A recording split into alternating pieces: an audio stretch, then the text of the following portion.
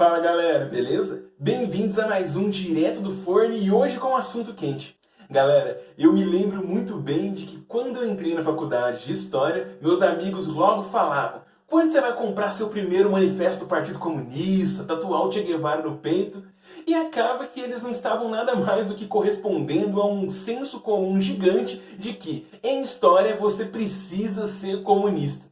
Mas e se eu te disser que nem todos os historiadores são discípulos do Karl Marx? Antes de eu seguir com esse papo, já sabe. Deixa aí o gostei no vídeo, se inscreve no canal e se curtiu, compartilha com os amigos. Galera, rumo a 1.500 inscritos. Obrigado para quem está se inscrevendo e apoiando esse projeto de história pública que é o Direto do Forno.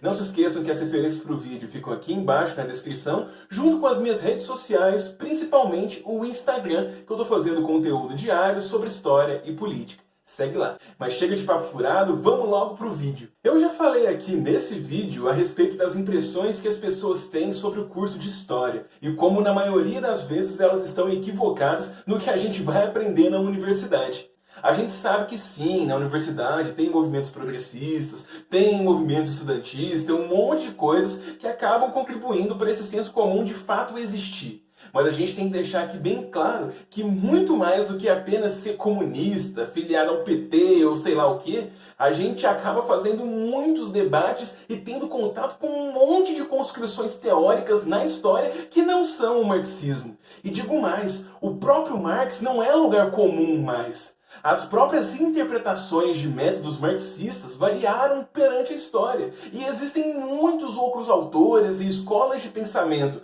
mas que possuem base marxista, que já ganharam terreno e já contribuíram para o debate quando a gente está falando de se analisar a história. Galera, histórias são pontos de vista baseados em fundamentações.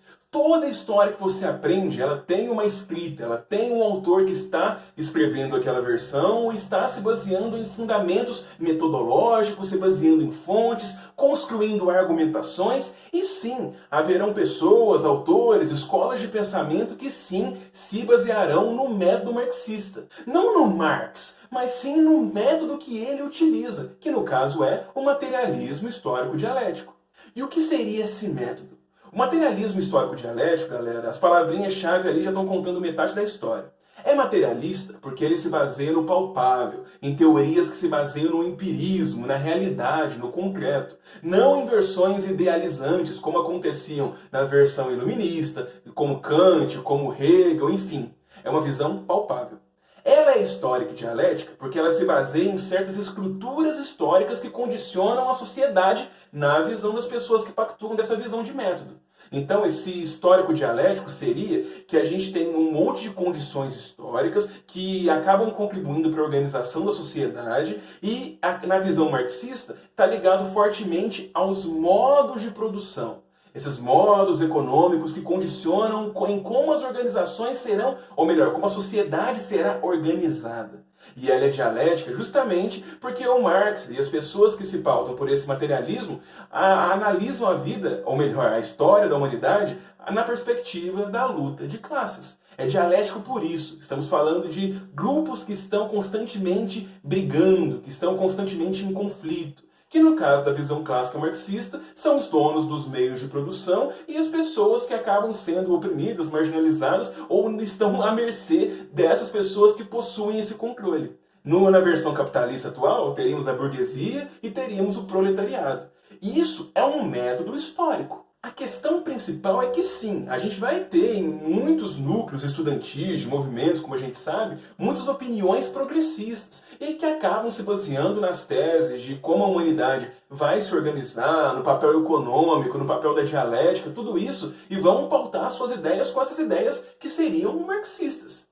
Mas o ponto é que na história nós temos várias análises, nós temos vários métodos que, por sua vez, são ou opostos ao materialismo histórico-dialético ou acabam pegando essa base, mas vão fazer outras contribuições. São muitas questões em cima desse método.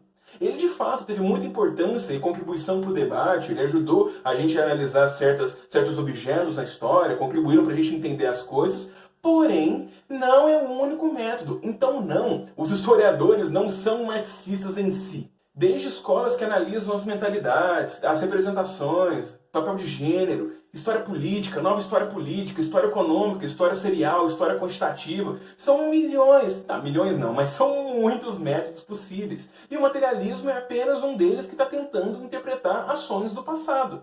Acaba que sim, teve um grande impacto no Brasil, constituiu muita parte dos pensadores clássicos brasileiros, tem um monte de questões em cima disso, e se vocês quiserem que eu fale sobre por que muito pensamento tem essas bases marxistas, coloca aqui embaixo que eu comento um pouco sobre um dia, mas o ponto acaba que é esse, galera. Existem vários métodos, várias interpretações possíveis, e até pessoas mais à esquerda, dependendo do objeto que elas estudam, não vão analisar um mundo à base do materialismo histórico dialético.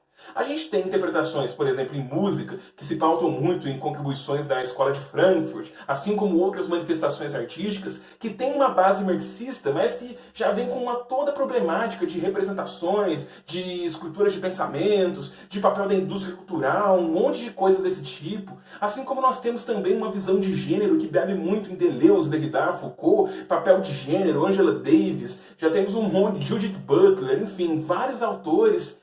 Então, são várias questões, são vários métodos e o materialismo é apenas um deles. E eu diria que ele nem é mais tão homogêneo assim como foi no passado hoje em dia. Existem várias interpretações, métodos e análises que estão contribuindo muito para o pensamento historiográfico atualmente e que isso tem que ser considerado. O ponto é que muitas vezes na academia não faz um debate com a sociedade, não chega esse debate nas carteiras das escolas e acaba pensando que a história é uma coisa monolítica, de apenas uma interpretação e que muitas vezes entra no senso comum do materialismo histórico dialético. Quando, na verdade, existem muitas inovações e muitas mudanças que a gente já tem na historiografia recente. E é isso, galera. Isso aqui é um curto vídeo sobre esse assunto, sobre responder uma questão que sempre me fazem, mas se vocês quiserem, inclusive, que eu fale mais essas questões de política e confecção da história, inclusive de alguns métodos que partem mais para essa questão política, enfim, coloquem nos comentários com mais sugestões que eu leio e espero de vocês sugestões para fazermos mais vídeos aqui no Direto do Forno. Galera, espero que tenham gostado, vejo vocês na quinta-feira com mais um vídeo e eu digo até lá!